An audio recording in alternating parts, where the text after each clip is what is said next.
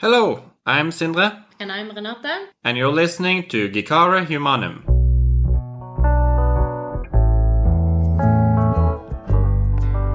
Well, it's that time of year. Yeah, it's Halloween season. Yeah, so we figured we should talk about something Halloween related. Yeah, like some spooky films or television shows or some schlock.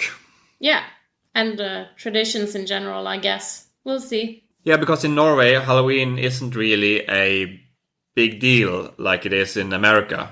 No, not traditionally. It's a fairly new tradition in Norway. Yeah, and not a lot of people celebrate it. Not extensively, at least. Maybe some people have Halloween-themed parties, like the weekend closest to Halloween. Maybe they dress up and go drinking. Yeah, and but I think the shops are trying very hard to make it a children's tradition, of course, so they can sell costumes and Halloween-themed decorations and stuff. And it's working some because, of course, American culture has a large impact on the culture of the entire world. Yeah, and that's also what makes a lot of elderly people not embrace this tradition in particular, even though I think it's actually an Irish tradition. Yeah, but not in the way that it's being celebrated. No, so there are a lot of air quote adults who refuse to celebrate Halloween because it's like a new American invention and forced upon us by the commercialism. Yeah, but I get that. But the way we celebrate it is we don't really make a really big deal out of it. It's sort of just us, you and me, and now this year with our baby too. Yeah, I used to have a party, but there was only one guest other than me. So yeah, so pretty much the same as now. Yeah, only I've changed my company. Yeah. But what we usually do, the two of us, we watch a few Halloween-appropriate movies, and we bake a pumpkin pie. Mm-hmm. And some years we have had something that in Norwegian is called smalahove. Yeah. Which is I think, cured... Smoked. Yeah, cured, smoked sheep's head. Mm-hmm.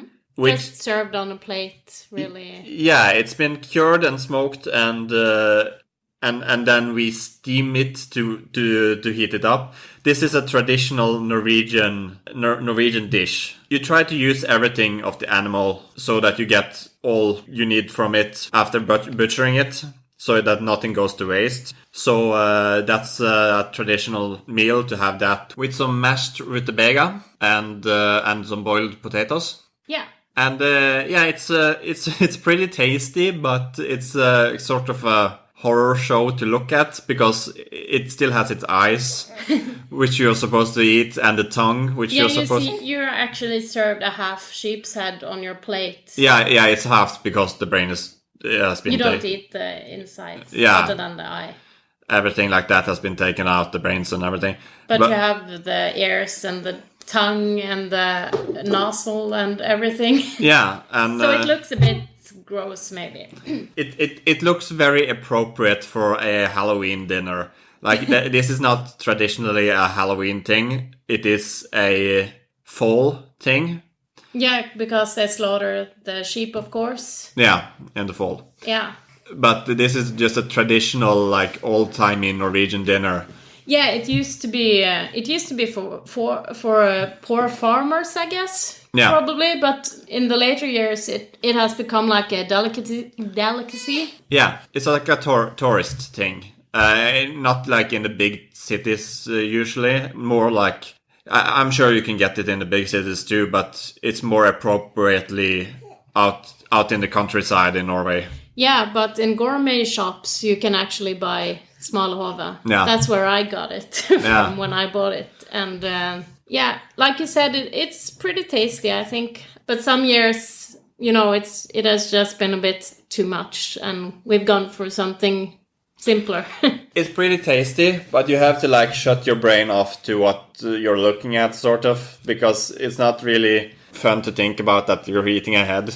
Yeah, and you are reminded of it as you see it on your plate. Yeah, and as you're eating it, like the skull starts to appear. So yeah. Yeah, and also it's kind of like, you know, that you have to start off with the eye and eat the eye first. Yeah, because that gets disgusting when it's cold. It's actually... I think it gets very gooey, so you have to eat it while it's hot. Yeah, when it's hot, it tastes like all the other meat. Yeah, so that's the first... If you're ever served a sheep's head and you don't know where to start, yes. You just put your finger in... No, you stick your knife into the eye socket and you sort of cut around it and scoop the eye out. Not your eye socket. No, of course. On the sheep's head that you're served on your platter.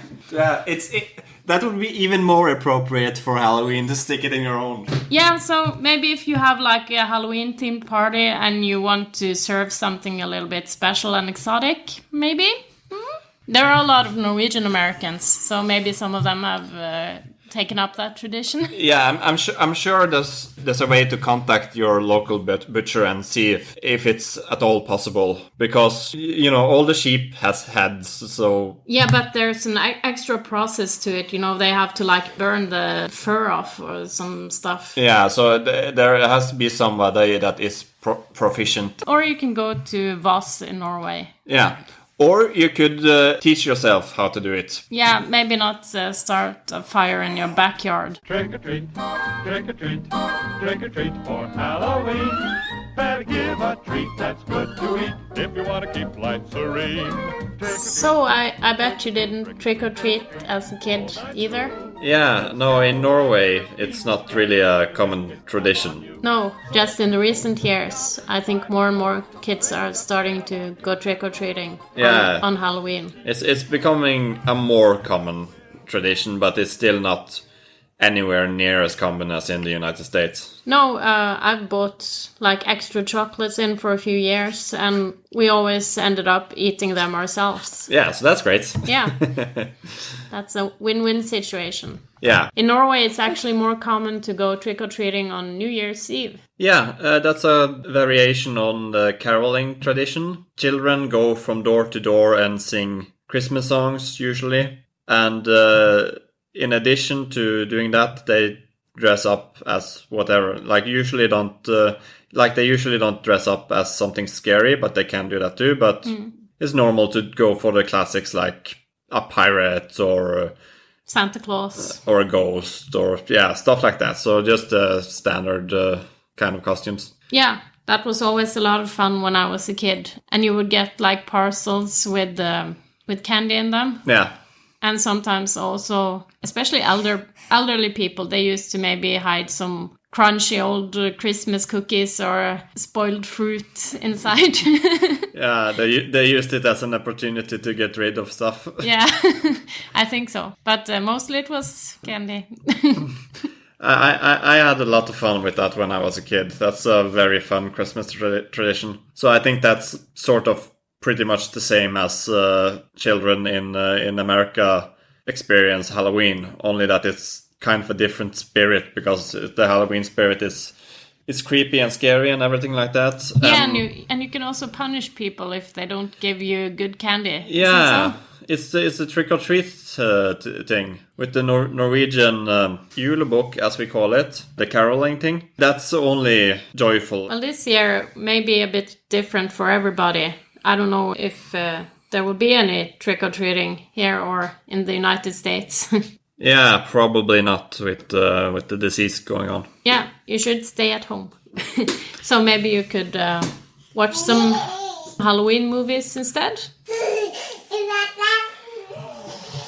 Yeah, so we figured that we could recommend a few movies to watch around Halloween this year. Yeah. We always watch A Nightmare Before Christmas. That's a must-see. And that's a bit of an obvious choice, I guess. I think we talked a little bit about it in a different episode, because we talked about stop-motion movies. Yeah. That's one of your favorite movies, like favorite all-time movies. Yeah, well, it's simple and everything, but it's a very nice movie with nice songs and gorgeous puppetry. It gets you in the spirit of the season, I think. But I was reading on your blog, you had made a top 10 Halloween movie list. Yeah, that's from 2017, so maybe it's maybe I would have changed it if I uploaded it today, but... Do you remember what you put on it? Yeah, I have it here in front of me. Oh, me too.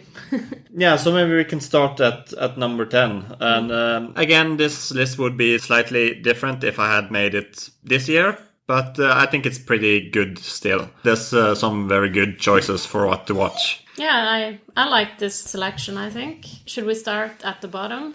Yeah, start with number 10. Yeah, Brain Dead from 1992. Yeah, and that's a splatter movie, so... Yeah, but made by Peter Jackson, the director of the Lord of the Rings movies. Yeah, I love Brain Dead, so I don't have any objections there. Generally, when picking a Halloween movie, I tend to go for a more gothic aesthetic in a way. Yeah. And this is, like I said, a splatter, and it's very over the top and lots of maple syrup, also known as blood. Oh yeah, that's what I used.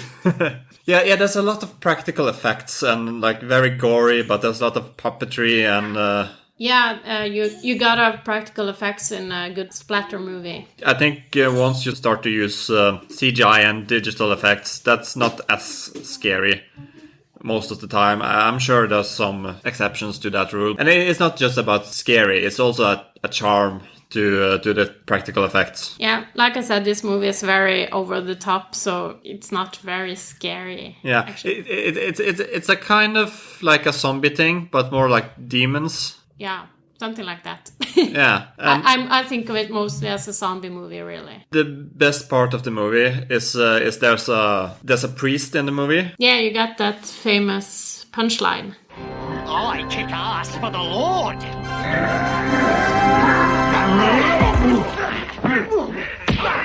That's really funny. Is there any specific part that you really like? Well, the premise of the whole movie is that the main character, Lionel, goes into the zoo with his mother. Yeah. They are living together in this big house. It's kind of like they have the same dynamic as, in the movie Psycho. You got the mother and her grown-up son living together in a big house, and they have a somewhat unhealthy relationship. Yeah, but it's not quite as creepy as that, I think. No, but it's similar. Yeah. I bet it's inspired by Hitchcock. But anyway, they go to the zoo, and she gets bitten by a Sumatran rat monkey or something. Yeah. And then she gradually turns into a zombie. So there are a few funny situations where she is sort of zombifying, and Lionel is still trying to take care of her. So there are some relatives coming over, and he prepares dinner for them, and she's just sitting there falling to pieces and dribbling. And there's an especially nasty part where she loses an ear into her pudding, and she scoops it up with her spoon and she starts eating it. Oh, yeah. But that wasn't really the part I was going to talk about. I was thinking when at some point there's a baby in the house. Yeah. So what do you do when you have a zombie baby? Well, for some reason, he just puts it into a stroller and he goes for a walk in the park with the barbed wire in front of the opening. Yeah, so it won't get out. Yeah, he just has to go out with it somehow, and it escapes, and there's this whole thing in the background where he's like fighting this zombie baby, and I had totally forgotten about that, but yeah, that was pretty funny. Yeah, it looks rather ridiculous, and of course he's like pounding this zombie into like some swings, and yeah, there's a lot of really funny parts to this movie, and you should really watch it. It's kind of gory, but in an over-the-top way, so that it doesn't really... You can see that it's fake. It's less disgusting to watch than something that looks more realistic, Yeah, it's more of a comedy than a scary movie. Yeah. So, on number 9 on the list, we have The Shining from 1980. Classic. You can't get better than that when it comes to, like, horror movies. Yeah, specifically like haunted ghost stuff. Yeah, I think the scariest part of it is that someone you love and trust suddenly turn evil. Yeah, or loses his mind, kind of. Yeah. It's sort of a movie about being isolated, so it's pretty relevant for the time we live in today. Yeah. With everything going on and people isolating. And getting cabin fever. yeah, it's about getting cabin fever, because the main character, played by Jack Nicholson, he takes his family up to be the winter guard, sort of this hotel. I think the point of it is that they need to have somebody to keep the heat on in the hotel so it doesn't freeze over the winter. So even though the hotel is closed, somebody has to stay there and keep everything heated up and going smoothly. And he's a writer, so you can relate to that. Yeah, yeah, sure. The movie is based on a book by Stephen King. I don't think he likes the movie because they changed a lot of it. Yeah, I've heard that too. Yeah, it's directed by Stanley Kubrick. Yeah, Stanley Kubrick, which we really love his movies, even though we've heard he wasn't that great to deal with. He was kind of horrible to the woman playing Nicholson's wife. Yeah, but he did that on purpose to get her to be on her tethers. Yeah, but I think she stopped acting after that. I don't think she ever acted again. Really? Like she really, it was horrible for her. Yeah, I think I saw an interview with her where she was like, I understand what he was doing and why he was doing it, but you could kind of see that she had she still wasn't in a state where she could say that what he did was right. Yeah. Because it affected her so much psychologically that if it's true what you said that she didn't act afterwards, I'm not sure. But I think so, but I didn't look this up before we started talking about it. I could be wrong, but I think so. She was kind of forced into method acting in that way. Yeah, exactly. Like, it was sort of method directing. Like, he treated her like shit so that she would act naturally. Horrified. Yeah, like, there was a lot of stuff, like, scary stuff they did to her that she wasn't informed about until it happened on screen. I thought he was just, like, rude to her. And That too, but I think there's some moments in the film when she looked scared and she is actually scared because she didn't know that was going to happen. Poor thing. Yeah, it's really horrible. But that being said, this is a really good movie. Yeah, it's easy to understand why he did what he did. Yeah, you have to accept the good with the bad, sort of, in this kind of things. You can condemn his actions and still think the movie is good. It's sort of the same with Lovecraft. As many probably knows, he had some really racist views for much of his life. As I understand it, he got better later in life, but a lot of his work is tainted sort of by racism, like, that is under the surface, that it is not super obvious, but it's there.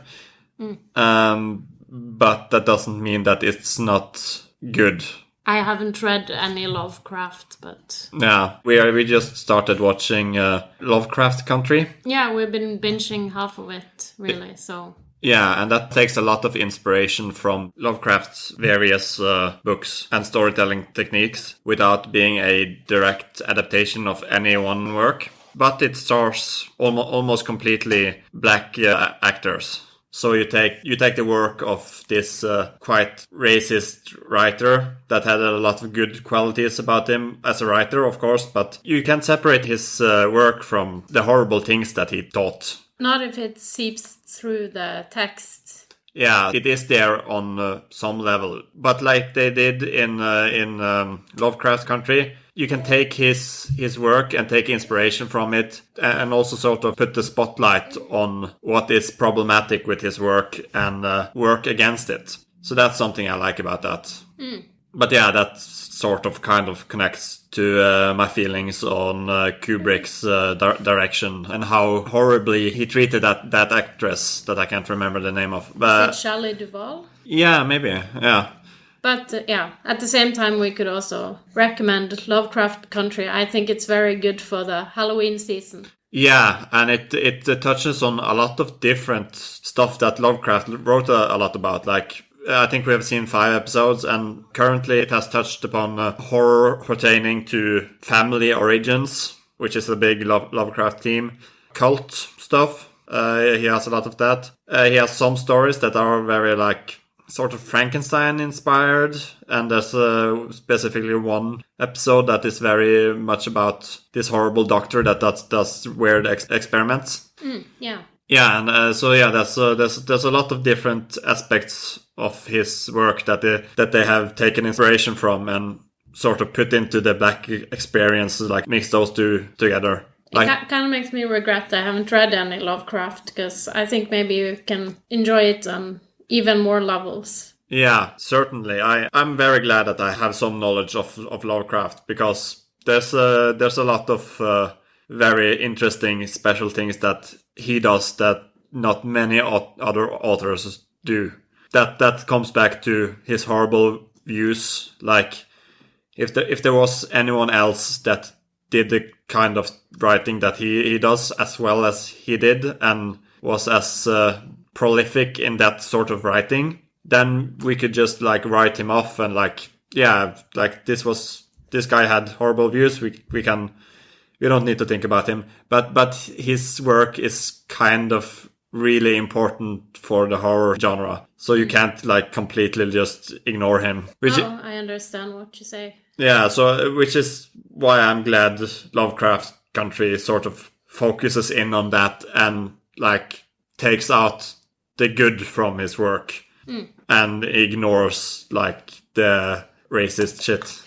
Or ignores. yeah, actually just racism is a huge part of Lovecraft Country. Yeah, I would say. But it's like on the other end of it. It's like anti-racism. It's like...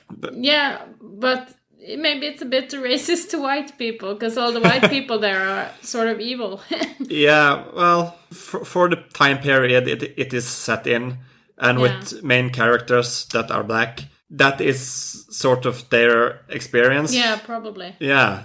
So, yeah, because it's like in the 50s in America, I guess. Yeah, and not all white people are evil in it, just that the white people that are not evil in it are just implicit in the system, like they don't want to change anything and they're happy with how it is. Yeah. Which is its own kind of evil. Yeah. But maybe we should move on to the next. Could I just say that the last episode we watched with Lovecraft Country... Yeah. That was really Indiana Jones-like. I really liked that. It was like this treasure hunt with booby traps, and there was even a scene that was like that leap of faith in the Indiana Jones and the Last Crusade. Is that what it's called? Yeah, I think so. The third movie? Yeah. Yeah, with the invisible sort of path. And in this Lovecraft Country, it was a very small plank going all the way across, and like I said, lots of booby traps and a treasure hunt, really. Yeah. So I really enjoyed that. So that's also something that a nerd may like. I don't know if that's a Lovecraftian thing. Are there many treasure hunts and booby traps in Lovecraft mythology? No, not really, but there's a lot of like ancient artifacts and that sort of thing. And that, so yeah, it makes sense that they put that scene in. Okay. What's next on your Halloween list? Number 8 is Scream. From 1996. Another classic. Yeah, it is... I remember it was really big when it came out. Everyone wanted to watch it in the cinema. I don't think I did it. I think I rented it on VHS afterwards. Yeah, it's a really funny movie, actually. I don't think I got that when I watched it the first time around. Maybe I was too young. Yeah, and it's always annoyed me a little bit that I sort of like the parody scary movie. A bit, but it always annoys me that they made a parody about a funny movie. Like maybe they didn't get it either. That it was because Scream is like a parody on slasher movies. They're kind of spoofing the whole slasher genre. Yeah, so it's a really low hanging fruit for Scary Movie to make fun of that movie, because it's already meant to be funny. So what's the point? That being said, like that being said, I really like Scary Movie 3. Yeah, that's the best one, I think. Yeah, and also, among other really funny actors, Scary Movie 3 has Leslie Nielsen in its cast. I can't remember that. Yeah, he plays the president. Right, okay. I think I just confused it with another episode. Film? I think I just confused it with another film. Yeah. And he did a good job. Yeah, of course, it's Leslie Nielsen. Like, we love a lot of his films, right? Like the Naked Gun, basically. Yeah. For my part. Yeah, but also Airplane. He's really good in Airplane. Yeah.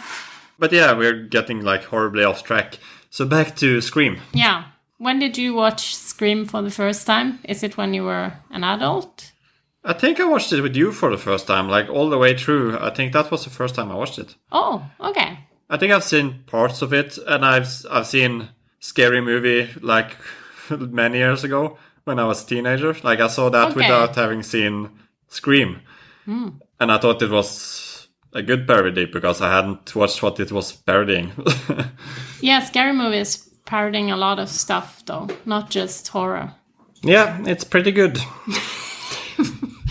Okay, next on the list, we have Paranorman from 2012, which is a stop-motion animated movie. Yeah. Yeah, you introduced me to this movie. I thought it was really good.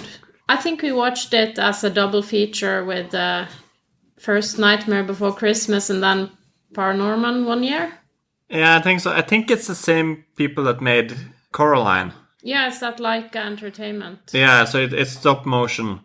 Coraline is also on this list because they're a really good stop motion animation studio. And Paranorman is about this guy that can see dead people, like this kid. It happens on Halloween, so it's a very good movie to watch during Halloween. Yeah. And it's really amazingly beautiful at times. Like the stop motion animation and all the puppets look great, and it's an amazing world they have created with just stop motion cinematography.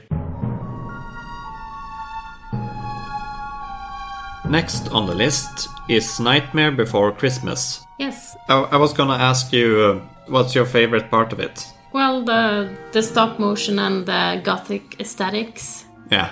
I used to be very into goth things when I was younger. Yeah, and you have any other examples other than Nightmare? Yeah, like I was in on the whole Tim Burton thing and also listened quite a lot to gothic music, and I was kind of a closet goth. Yeah. I wasn't going all in with the looks, other than a little bit. I was wearing a lot of black clothes, but I didn't go in any extreme directions. I actually picture you more like a rocker, like sort of. I feel you're more in the rock category. I don't know. I don't think of myself as a goth anymore. Yeah, okay, so maybe that's changed since then. Yeah, but that was just. I still like the imagery and. Yeah. So it's it's a very simple and sweet story, and like I said, the stop motion is really beautiful, but it's not perfect, and I like that. It looks like craftsmanship. Yeah, I think it's actually in America there are some famous like kind of old stop motion Christmas shorts, and I think maybe they deliberately look like those. Okay. I should check that out. Yeah, Rudolph is one of them. Oh. If you've seen clips from that. It maybe. sounds familiar, but I don't think I've seen much of it, no. Yeah. We could also mention the songs. I actually have the soundtrack too, so I listen to it the songs, from time to time. Yeah, the songs in that is amazing. I just love them. Actually, my first exposure to Nightmare Before Christmas was through the video game Kingdom Hearts. Oh, really? Yeah. Yeah, you showed me that part, but I didn't know that was your first encounter with it. Yeah, because Kingdom Hearts is a Square Enix produced video game that is a crossover between the Final Fantasy video game series and Disney movies. And Yeah. A Nightmare Before Christmas is technically a Disney film. Yeah. So that was included. Every Disney film that is a part of in the Kingdom Hearts video game, a lot of different Disney films are different worlds in the game.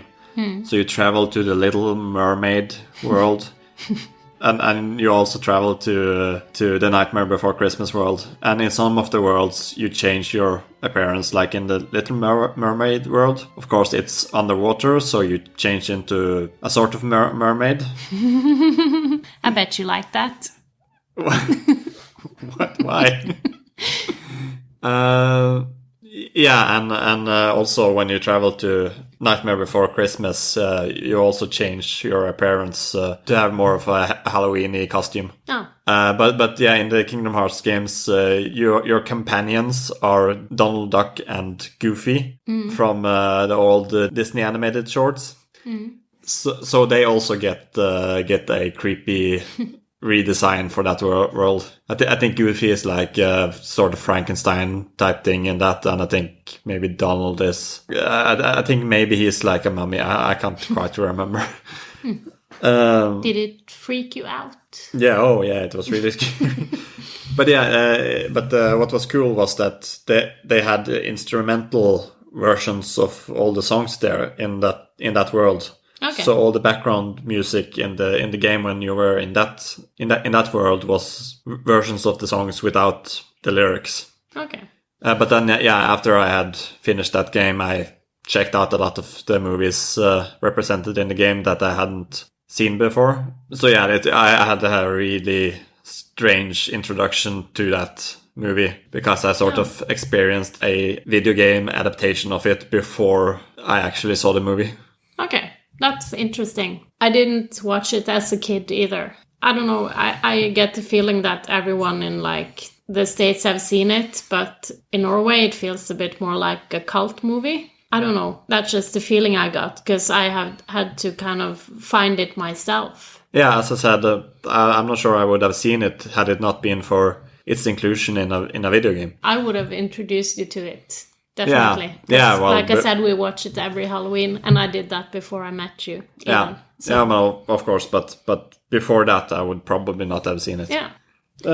Should we talk about next on the list, number 5? Yeah, Evil Dead 2 from 1987. So that's a good pick. Yeah, and the reason that it's Evil Dead 2 and not Evil Dead 1 is that they're pretty much sort of the same movie. Like Evil Dead 2 is kind of a remake of Evil Dead 1. Yeah, it's just with better effects and...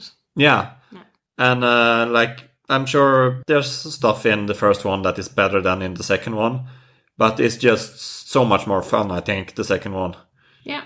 And I also really like Evil Dead 3, Army of Darkness. Yeah, but that has a totally different style. Yeah, that's not... That's just silly. But it's funny. Don't get me wrong. Yeah. I like Evil Dead 3, but it's very different. Like it feels more like a fantasy movie than a horror movie, actually. Yeah, because the first two are actually quite scary, even though they are silly in a way. Yeah. And I remember also when I was going to watch the third movie, I kind of was expecting to be scared. Yeah. Because back when I always turned off the lights when I was watching a scary movie to scare myself extra. And this movie was so goofy and silly and funny, I was just laughing. Yeah, and I sort of think that it inspired... Yeah, we talked about that. Tolkien. Is that... No, not Tolkien. Yeah, Tolkien is a time traveler, and he... I meant Peter Jackson. Yeah, we think Peter Jackson was inspired by Evil Dead 3 because, and especially... There's a battle scene. Yeah, in Two Towers, that's the battle for Helm's Deep has a lot of similarities, but of course much bigger and more epic. But there's a lot of scenes that sort of feels like they have been ripped from Evil Dead 3. Yeah. And let's call it an homage. Yeah. I like, yeah, also Peter Jackson's Brain Dead. It seems to have been inspired by Evil Dead. Yeah, because there's a lot of similarities in the horror and in the use of effects, for example. Yeah, I don't know if I've thought about that, but I can see it. Yeah, and the Evil Dead movies came before the Brain Dead movies, so I'm sure he was inspired by that too. Yeah, sure. Oh, and to connect Evil Dead to something we talked about earlier, the Necronomicon mentioned in the Evil Dead series, that's a name taken from Lovecraft novels. Yeah. But it's kind of different from what it is in those books, but still, that's where he got that name from. Okay. It's still a book with like hidden knowledge and stuff, but I think it's more like you go mad by reading it, like in Lovecraft's work, more than you can use it for conjuring up evil spirits and stuff like it is in Evil Dead. Yeah. Interesting. Yeah, because like it's unknowable knowledge, so if you read it and study it, like you go insane. Is the Lovecraft one also bound with skin? Yeah, I think so. So that's the part that they took for the Evil Dead movies, like the name of the book and that it was bound in human skin. Pretty nasty. Yeah. Don't borrow it on your local library. No. So let's move on to number 4 on the list. Yeah. Which is The Thing. Yeah. Oh, I love that movie. It is really great. It's so good. And again, like almost all of these movies, if not maybe all of them actually, it has practical effects. Like even the stop motion movies we are talking about, that's also practical. Yeah. So yeah, great practical effects on the movie in The Thing. Yeah, that's I guess that's what it's known for. Do you want to say anything about the plot, or do you think everybody knows? Yeah, well, it's a story about probably an alien. Yeah, it's an alien. You see the crashed ship. It can mimic humans and animals, and it can shape its body to any shape, sort of. So it's body horror, and all of that is done with practical effects. Like they built like huge puppets and stuff like that. Yeah, and maybe we should also say that it's a bottle movie that takes place in like an Arctic polar station. Yeah, and like there's a bunch of researchers there. Yeah, they are just stuck together in this small... Yeah, and all men, I think. Yeah. And like it's... Maybe the alien is female. Yeah, maybe so. But yeah, it's a claustrophobic movie, and all the people, they don't know who the alien is. So everybody is distrustful of each other. But yeah, I actually thought that this was that this story was based on another Lovecraft story. Really? Which is called At the Mountains of Madness. Okay. But it seems that John Carpenter based the story on a John Campbell novel called Who Goes There? But I did some research, and it seems like Who Goes There came out 2 years after At the Mountains of Madness. So it seems that maybe John Campbell was inspired by Lovecraft and made his own story, of course, but that he took some inspiration, and that's why the stories are similar. Okay. But I also found out that maybe both of them was inspired by an even earlier work called The Bible. Yeah, sure.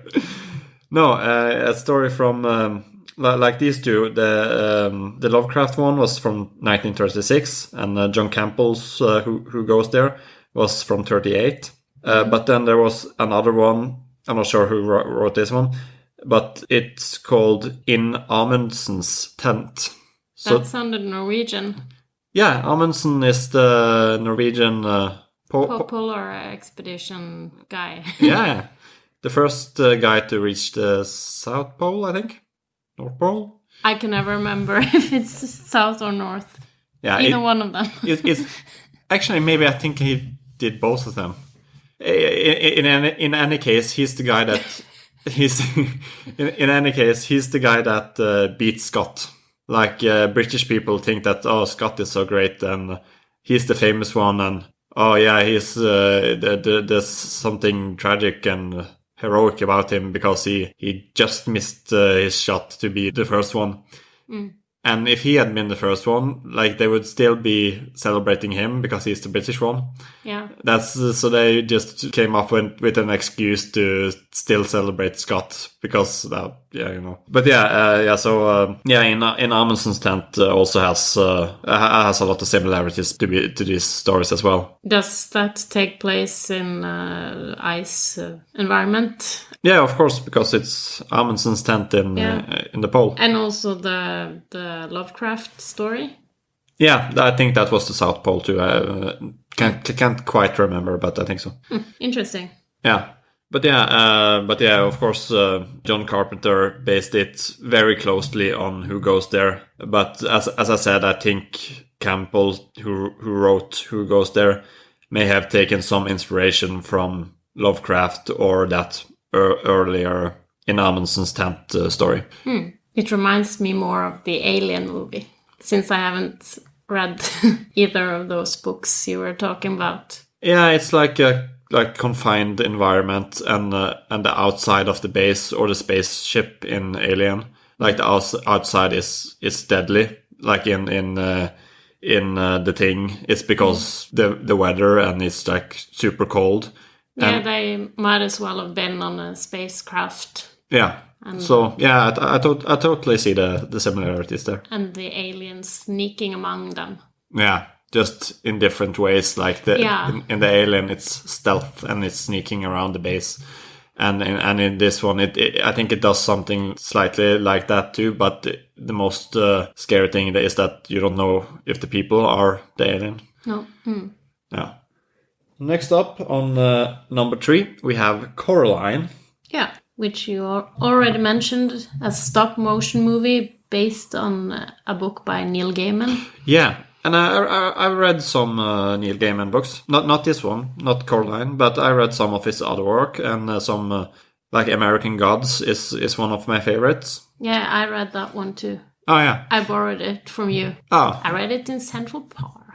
Yeah, I remember now. Yeah, that's and that's a pretty like, as the name states, a pretty American story. So it's a pretty good thing to read first time in America. Reminds me a little bit of your cartoon Anubis, Dug of Death. Yeah, I wasn't deliberately basing anything of that book, but I'm completely sure that I was inspired. Yeah, but why not? You see, all the great ones are inspired by each other, so why not? Yeah, as we just mentioned with all those books. Yeah. But yeah, Coraline is a children's story, and as opposed to American Gods. Yeah, you introduced that one to me as well. Yeah, it's I hadn't seen it before you showed it to me. A lot of the same people that worked on Nightmare Before Christmas worked on Coraline too.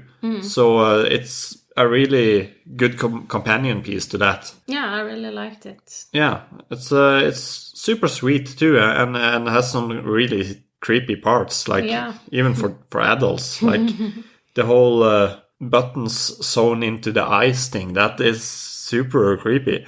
Yeah, I remember that. And it's really beautiful. Like, there's a lot of good cinematography and puppet work, and like, it looks amazing.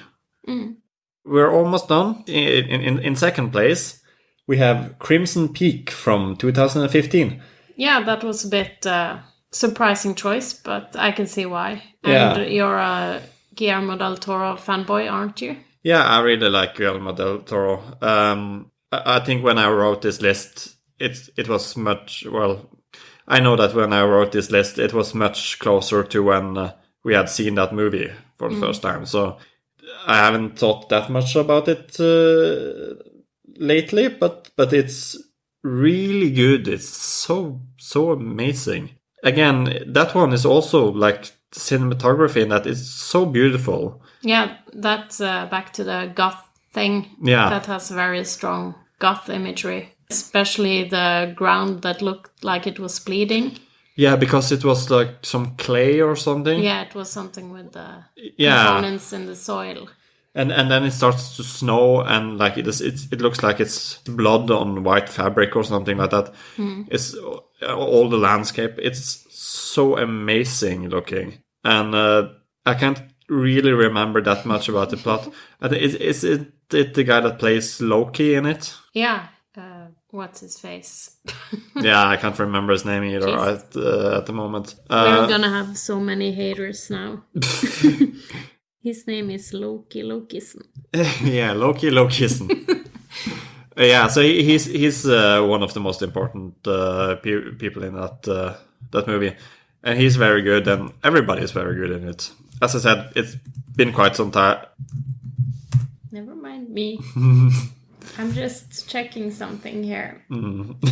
Oh, now I remember. Yeah, sure. His name is, of course, Tom Hiddleston. Oh, yeah. Yeah, okay, so he's very good in it. It's been some time since I watched it last, and I think I should rewatch it soon, because that's a super fun movie, and maybe we could watch it this Halloween. Yeah, I'm down for that. It depends on what the little critter is up to. Yeah, our baby. Yeah. No, on Halloween she's a little critter. Oh yeah. Spookiest term ever. A little gremlin, maybe. Yeah. That's more in my camp. Yeah. Gremlin, that's not one of the movies on the list, but maybe it should have been. Yeah, but that's at least the first one is like a Christmas movie. Yeah. But, Nightmare Before Christmas, that's also quite Christmassy. Halloween kind of leads into the Christmas season. So. Yeah. So on the number 1 spot, we have Cabin in the Woods from 2012. I really like it, but I sort of maybe think that it shouldn't be on the top of the list now. No, maybe not. In retrospect, but it is super fun, and it is very good. Yeah, I remember I saw it in the cinema with you. Yeah. And I think a huge part, the first part of the movie, I was kind of like, why are everybody talking about this movie? And why did you take me to see this crappy teenage cliche horror movie? Yeah. Because I can see now it's from 2012, so that's the same year we started dating. Yeah. So this was probably on a date. You took me to see this movie, and I was kind of, because you told me that you didn't really like horror movies, and I had watched a lot of them. So I was thinking, like, is he actually thinking that this is like good? Haven't you seen any horror movies? Yeah. But of course, then there's a twist in the movie, and a big twist. Yeah, because it starts, like, I don't want to spoil too much. It's been so long now since that movie came out that I'm sure that's... Yeah, that's why I said it was a twist, because I've heard that if you say that there's a twist, you are already spoiling the movie, because people are waiting for it. Yeah, but, well, as you said, like, if you don't know that there's a twist, then you may actually turn off the movie, because...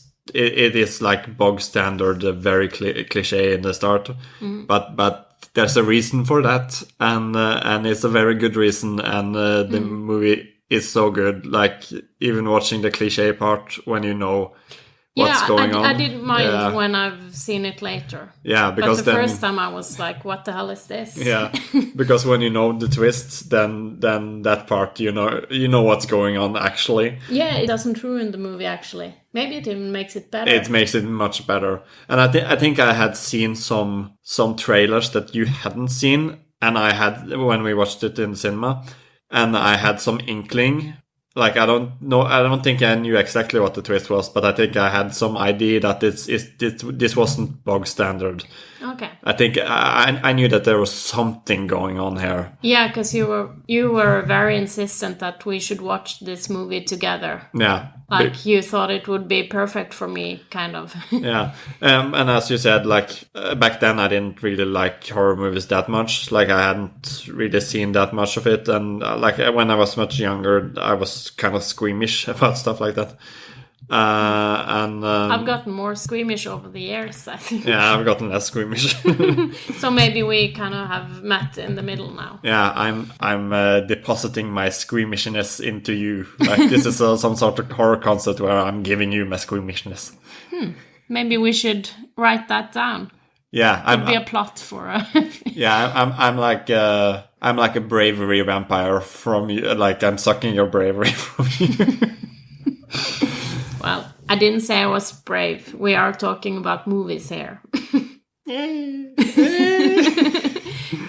Well, yeah. So the film was directed by Joss Whedon, which I like a lot of his work. I think he's made a bunch of stuff that is really good.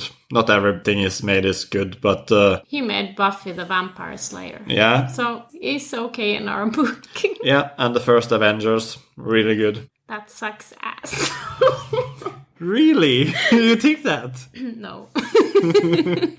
I just wanted to give you a reaction you didn't expect.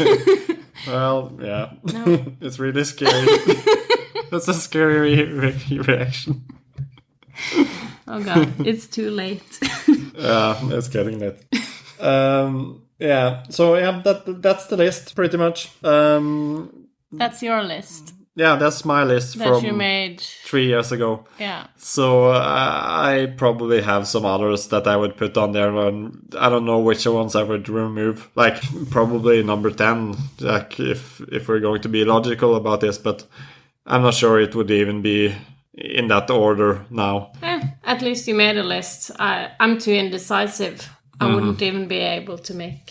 Yeah, it's really like very strange and difficult to number stuff like that, like put them in a specific order, because like it varies like from day to day what movie is like my favorite. I like that you have called it my top 10, because a lot of people are like the best. The 10 best Halloween movies. Yeah, it's probably more clickbaity, and you get more clicks by being very decisive like that. But I wanted to be honest when I named it, so yeah, and you're kind of open to that. It's not a perfect list. Yeah, I see some. I haven't gotten a lot of comments on this post, but someone is mentioning Halloween, like the movie Halloween. Yeah, sure. I haven't seen it, but we should get around to that. Yeah, all those classical movies. I've seen Halloween. Somebody else mentioned Trick or Treat. No, Trick or Treat. Haven't seen it. But yeah, and I don't really know why I didn't put like Shaun of the Dead or something on it. Like I really like Shaun of the Dead. Oh, that's great. Yeah. But also, I was also thinking about, for instance, those Universal Monsters movies. Yeah. Some of those could be in there, like Dracula. Yeah. You don't get more classical than that. Yeah, it's good you mentioned that, because I'm actually making a video about the Universal horror movies, like the old black and white horror movies, like Dracula and the Wolfman and everything like that. I'm looking forward to seeing that. I'm not sure if this episode or that video is going to be out first. If it is out when I post this podcast episode, then you can find a link to that video down in the show notes. Yeah.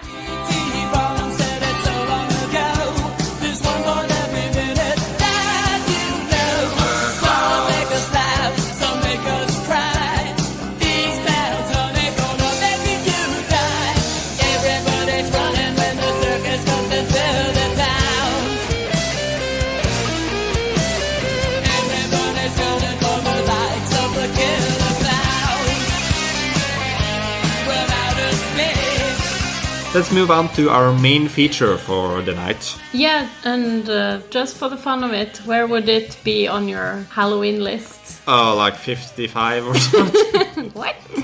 Yeah, it's we're going to talk about Killer Klowns from Outer Space. Yeah, which was the homework, if you listen to our last episode.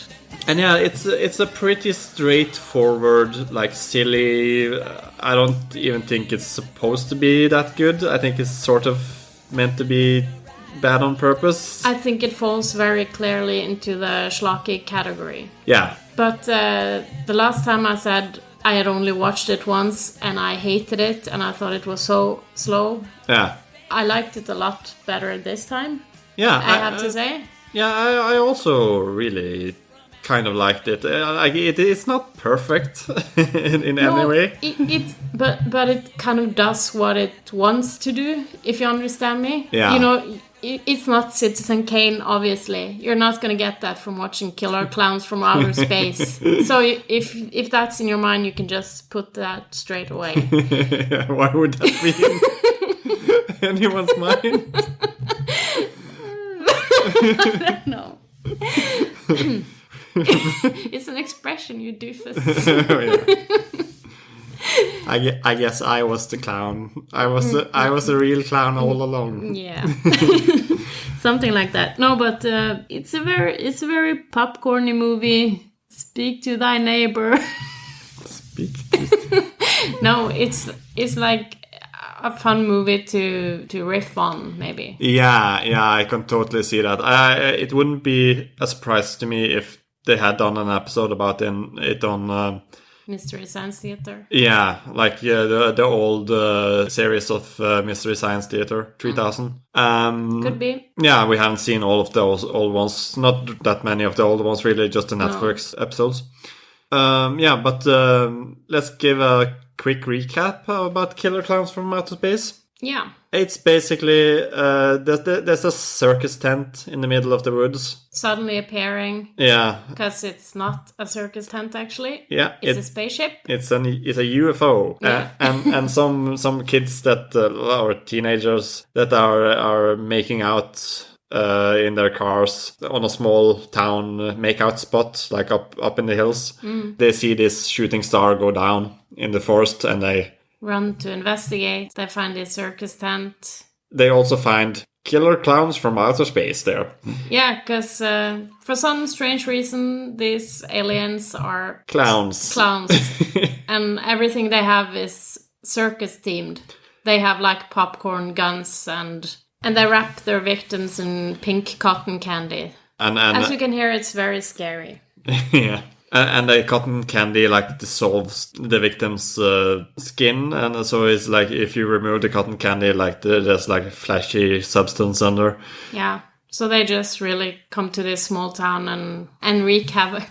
And yeah, they just like attack them with hand puppets and like comically large hammers and everything. And shadow puppets at one point. Yeah, like there's a clown that does shadow puppetry and makes a dinosaur shadow, and it eats a bunch of people waiting on the bus. Yeah, so there's a lot of silliness and hokey acting and... But it's sort of good. It's amazingly good. It was... It's kind of like a horror movie Looney Tunes type of thing. Like the clowns use Looney Tunes logic to kill people. It's really strange, and like the only part that I really despised about the film is the comic relief characters, like these two losers that are trying to sell the ice cream, and I don't think they're funny at all. Like, they're clearly meant to be the funny ones, but everything is funny in the movie, and they're just really annoying. Do you think they were like, in some movies they put some well-known duos? Yeah, I can see that they are like some well-known... team, yeah. I don't know.